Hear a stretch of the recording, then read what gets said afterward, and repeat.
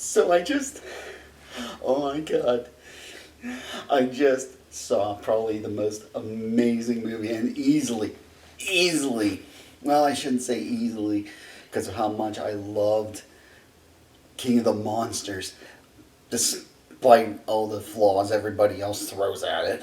It's just, this, I just saw Godzilla King of the no, not Godzilla King of the Monsters. I just saw Godzilla versus Kong. Oh my god! Just just from the start to the end, it was just complete. Oh, like I had my usual issues with the humans.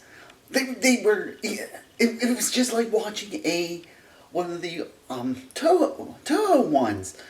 Just I could completely just I don't care about that stuff. I mean, it ultimately served a purpose in this one, and what a purpose that served. Um, the I think her name's Maddie in this one, the daughter from the King of Monsters. She's back. She's got a friend. She's following a podcast guy who's spying on Apex. Oh my god, the the I honestly you know what? Here's if I'm going to compare the people in this movie to any of the other ones, Godzilla, King of Monsters, Kong, Skull Island. I'm doing it with Skull Island, because there were just more. They just felt like they were actually doing something. No, these people actually. The little girl, she could talk to Kong, and it even made it bigger about how she can. It's like Hollow Earth. Okay, it's like so they okay. You did Godzilla versus Kong, and you did the Journey to the Center Earth. You're good on both cases. That was amazing, and just seeing. Oh my god, just the start where you see Kong just wake up. He just scratches his ass like any guy. It's humanize. I don't like using that word because I kind of get sick of them trying to humanize everyone, but it does humanize him. I mean, it makes more sense to humanize a character like Kong than it would like, oh, let's humanize Godzilla. The action was the fight scenes. It. I mean, the whole they have an ancient rivalry. Oh my god! The fight scenes were completely awesome. Even Kong headbutting Godzilla in the water. It's like, I don't care. It probably shouldn't work, but it totally does. I love it. The yeah the I'm gonna. I mean, there was a lot of talking at the beginning. They basically got all the exposition out at the beginning. You have the group Apex. They're trying to put man back on top, where the Titans now are. Of course, you have Monarch trying to get Kong to. They're trying to help Kong, but Kong doesn't trust him, as it's meant. He talks to the child, and all this. It's hard to talk. It's hard to talk about the people. The people aren't like.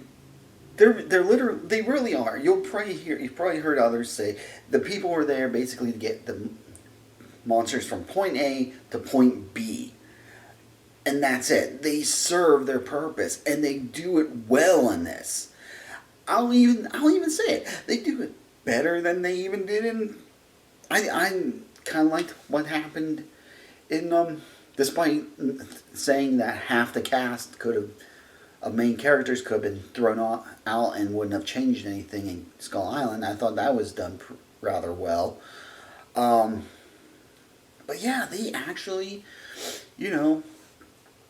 Apex is doing its thing. They're pulling, so Godzilla's going over there.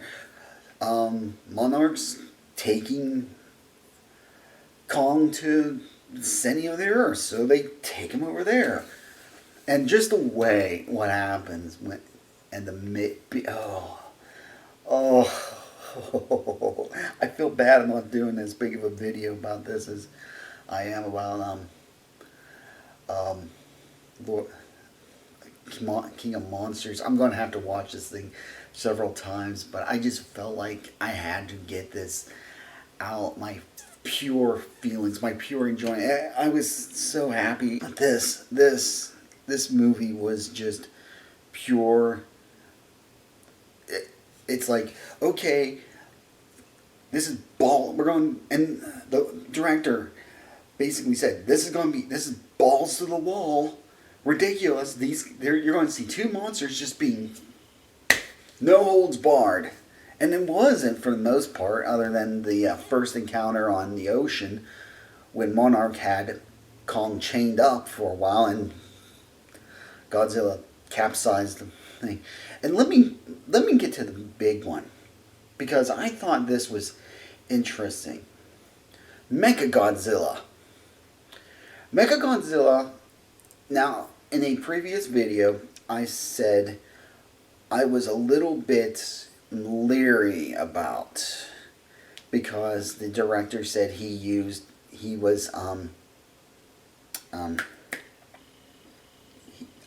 using Michael Bay's Transformers template for this Godzilla.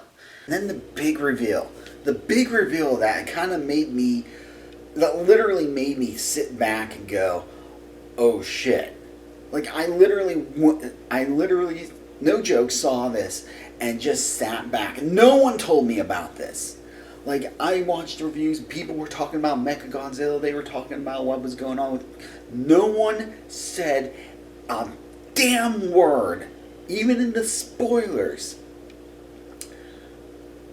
that a certain three-headed monster's head, skull, was being used to control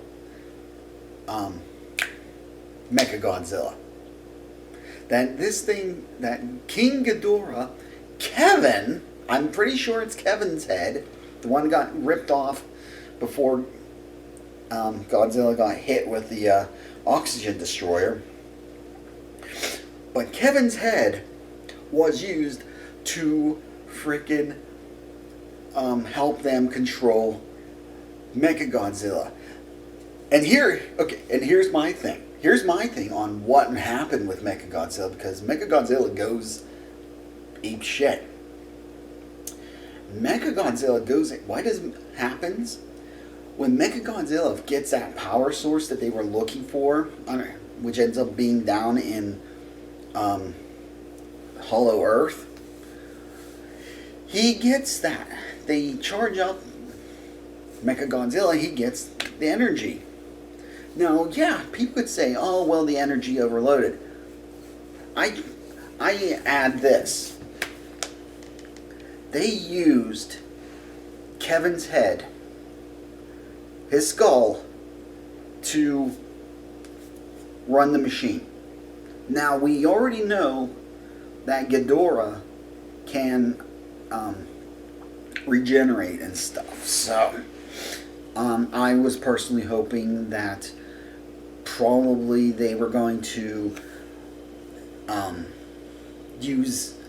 take Ghidorah, and which they might still do that. They might have DNA samples somewhere, kind of like Jurassic Park.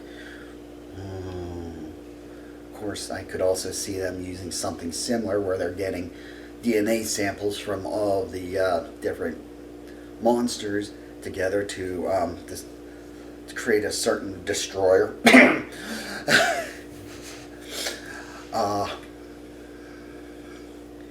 But so anyway, so when the power hits, anything that would be Ghidorah suddenly goes into full out ass killing mode. Just ass killing. Doesn't kick ass. He ends up killing Um, the guy, the head of Apex, the pilot. I'm pretty sure that guy ends up getting his brain fried and thus killed. And my theory is we not only got a weird version, we got an awesome version of Mechagodzilla, but we also got a weird version of Mecha King Ghidorah in this. Just because I mean, there's no real reason. I say this because there's no, unless King Ghidorah or his essence, which they use to run the machine, to control it, is being used to run this thing. There's no reason it should just go. I mean, you could say, yeah, well, it's programmed, but it went. No, sorry, it went. It felt like it was going, just wanted blood. Didn't want to just prove a point. It wanted Godzilla's blood, and it would do whatever if you got in its way, it would do whatever it takes to freaking get to him and kill him. And this is why I think King Ghidorah was actually running Mechagodzilla up until they cut the satellite link. And then because he was even ready to kill Kong in the most brutal way possible. No, yeah, you can do the other thing, but I'm thinking about this whole thing while I'm watching this thing. I'm like, oh my god, what if this is actually Ghidorah taking advantage and just wanting to rip everyone and everything apart over what happened in the previous movie? I mean, he even freaking reaches down and tries to freaking rip open Godzilla's mouth so he can shoot a laser into it, for God's sakes. That is like pure bloodlust there. Oh my god. This movie. Oh, and then just seeing Kong and Godzilla working together against this freaking monstrosity was just, oh my god. I can't get over it. I'm so freaking excited about this. This was so good. So, let's just say I like this movie. Oh my god, it was just it felt like balls to the wall from the opening scene to the end of the film. I've heard that Toho might not continue with this, which would really, really be upsetting, because it's like, yeah, Warner Brothers and Legendary probably aren't the greatest people to be dealing with, but they got this right. They finally got this. Oh my god. They finally hit what works. Now, being it's Hollywood, I don't expect them to continue with what works, because, Hollywood is full of stupid schmucks that don't have enough balls to put in a scrotum. So, yeah, we'll see what happens there. Would love to see more of this. I mean, if they continue with just King Kong now, he's had his Conan moment. He's got his little throne that Godzilla destroyed. And, oh god, the whole thing with those two. God damn it. The rivalry. I'll get more into that in another. See this movie. Like I said, if you're a Kaiju fan, if you're a King Kong fan, if you're a Godzilla fan, see this movie. Who do I think won? I don't think either.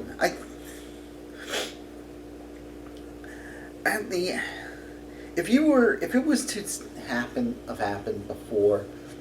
Um,